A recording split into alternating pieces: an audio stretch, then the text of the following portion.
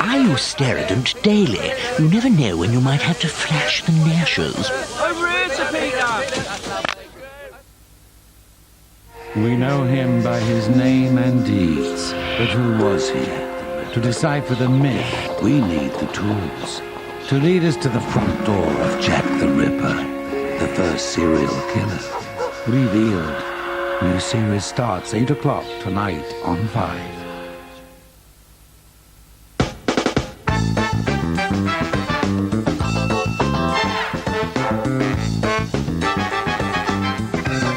Thought you couldn't afford a decent hi-fi? You can at Cash Converters. Call in today or buy online with our new auction site. Cash Converters.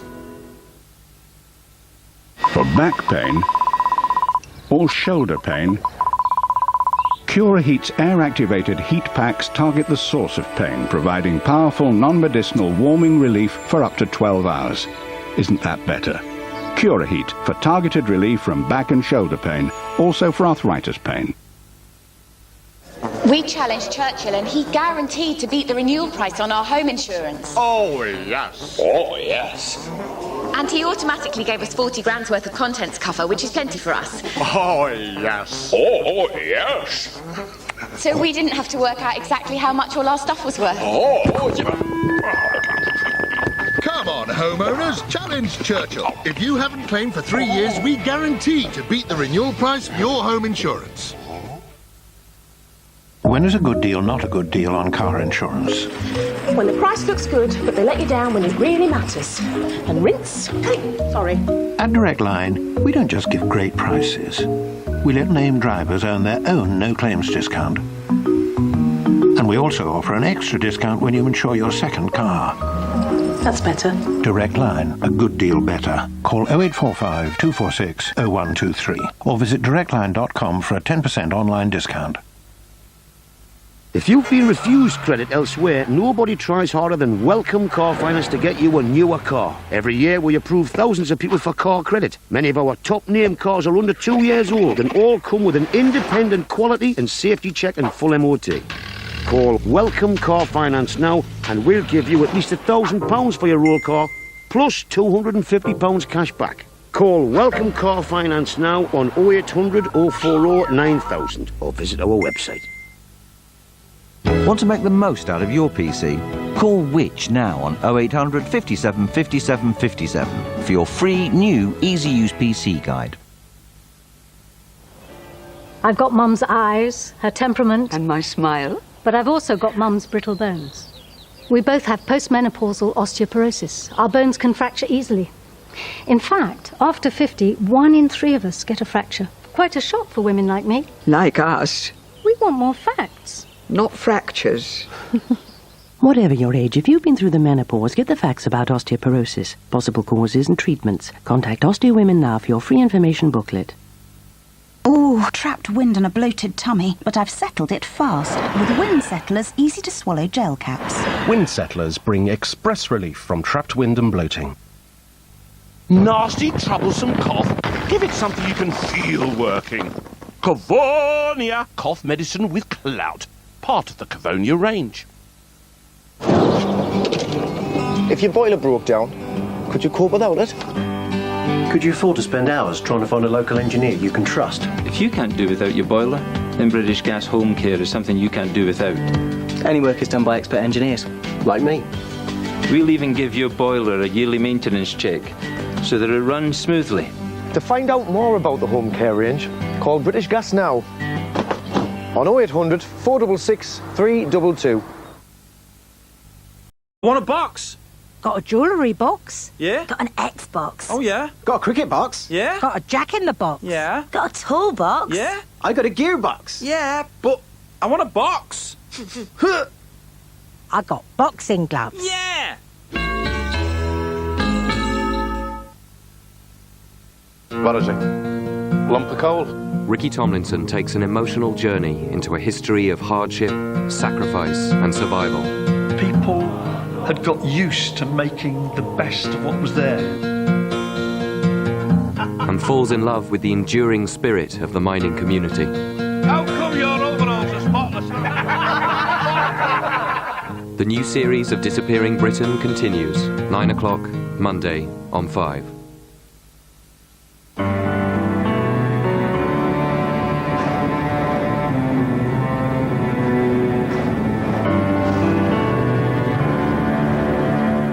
Now on 5, it's the latest news and weather with Kirsty Young. The 5 News. Tonight, send in the super nannies, the latest plan to teach Britain how to behave. Child psychologists are to be sent to train parents whose kids are out of control. A good idea, or the nanny state going too far?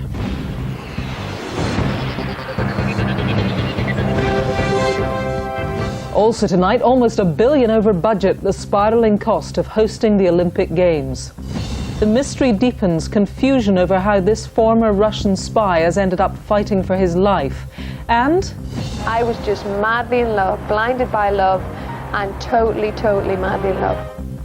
opening her heart on American TV, Heather Mills-McCartney picks over her split with Sir Paul.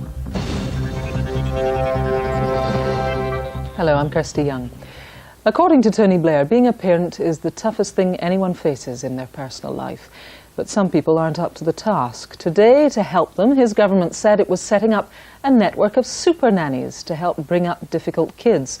Ministers say this is the best way to tackle antisocial behaviour. So, are we really a nation on the naughty step? Five's Tim Friend has this report. Violence on the streets of Britain, ASBOs breach daily. Now the government's getting even tougher on the parents of tearaway teenagers. Their latest weapon, a team of super nannies coming to a troubled family near you. Yes, children need to watch out because parents are going to be firm, consistent, and also reward and acknowledge them for the achievements that they have reached. Even the Prime Minister admitted today it's one of the toughest jobs of our lives. I sit in this chair as Prime Minister and take a lot of difficult and challenging decisions, but frankly, in our personal lives, there's nothing more challenging or difficult than being a parent. But will his new initiative solve the problem of uncontrollable children, or are we moving from a nanny state to a super nanny state? For two women battling toddler tantrums that could easily have become teenager attitude, Claire Halsey's tactics worked. Now a team of nearly 80 child psychologists, that's the clinical name for super nannies, will fan out across the country. Oh, I had a 4-year-old who was completely jealous of the new babysitter. She was throwing tantrums, just screaming, going wild, trying to mess with the baby, and it was just hell. Anyone who thinks that it won't help them, it will if they just listen and try to see that they're helping themselves and the children. It will work wonders. I'd like you to say sorry now, Tyler. Latest university research shows that even watching programmes like this can help. You know why I put you there? Everybody watches television. What we've been able to show is that you can really get very important changes in the way that parents care for their children, which really bring about tremendous improvements in their behaviour and help parents to feel much better about themselves. But others are sceptical about super nannies and parallel plans to make parenting classes compulsory for more families. It's a shame really that we have to hear more tough messages about parents, more messages about cracking down on parents in order to justify an investment in really needed children's services for families that are struggling. How to stop the ah factor becoming the ah factor is a massive challenge. The route to success is far from clear.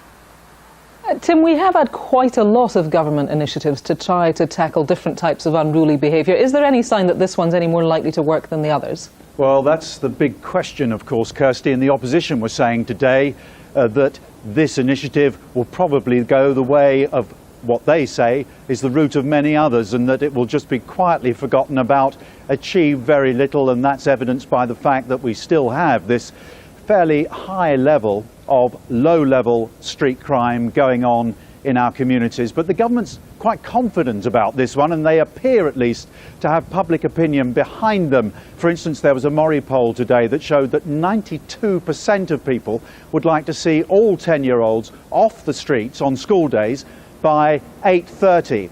And they think that if they pursue this line and make this connection from very early on, that if you take troublesome toddlers and prevent them becoming troublesome teenagers, you can crack a lot of this problem at its root. But it's going to be a tough one. Thanks, Tim. Faster, higher, stronger, the motto of the Olympics. And as it happens, it's just how the cost of holding the 2012 Games in London have been spiralling. Today, Culture Secretary Tessa Jowell said the price tag has almost doubled to £3.3 billion. And as Jonathan Samuels reports, that could be just the beginning. This area is being transformed into London's Olympic Park. We were told it would cost £2.5 billion, but now the price has rocketed by 40%, leading some to believe the Games are becoming a huge money pit. Rising construction and transport costs are apparently to blame. The Culture Secretary broke the news to MPs. We are only talking about the Olympic Park, but an increase in costs of around 900 million, which translates, therefore, the 2.375 billion to 3.3 billion. These children will be teenagers in 2012. Ready? Critics wonder if today's budget increase is the first of many runaway costs. The extra £900 million doesn't include the cost of regenerating the Lower Lee Valley area of London. It doesn't include a huge increase in security after the 7/7 attacks, and it doesn't include a £250 million VAT bill, although that may get absorbed by the Treasury. Seb Coe led the London bid team to victory. He's been visiting sports facilities in Hertfordshire. I put it to him that the budgeting had been poor. We know what the venues are going to look like, we know where they're going, we know what the cost is. We know it's going to cost 40% more than we know what thought. The supplementary infrastructure. No, well, you're saying that. I don't know that because I'm prepared to wait for the work that is going on between the DCMS at the moment and Treasury. And it will depend upon the size and scale of that ambition and what we want to do with them. The extra Olympic cash may come from the lottery and London council taxpayers. A key issue is who is going to fund this overspend.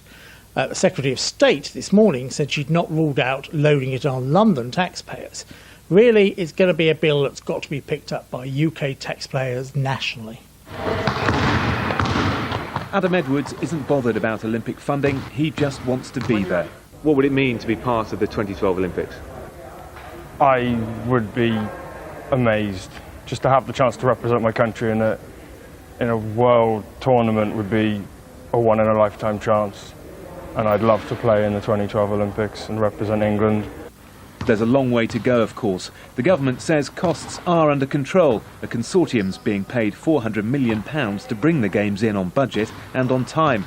However, it's likely there'll be plenty more financial hoops to go through before 2012. Jonathan Samuels, 5 News, Hatfield. A man who held a secret meeting with a Russian spy who was poisoned says both their names were on a hit list.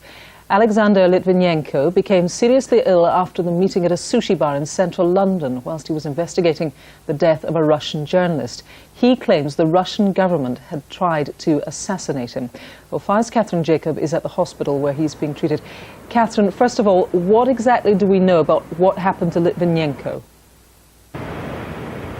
Well, Kirsty, in the last few minutes, in fact, we've had a statement from the judge of treating him, and he says that contrary to reports this morning, Litvinenko remained in a serious but stable condition in intensive care in hospital here, and he also told us that they have had the latest toxicology results back this afternoon.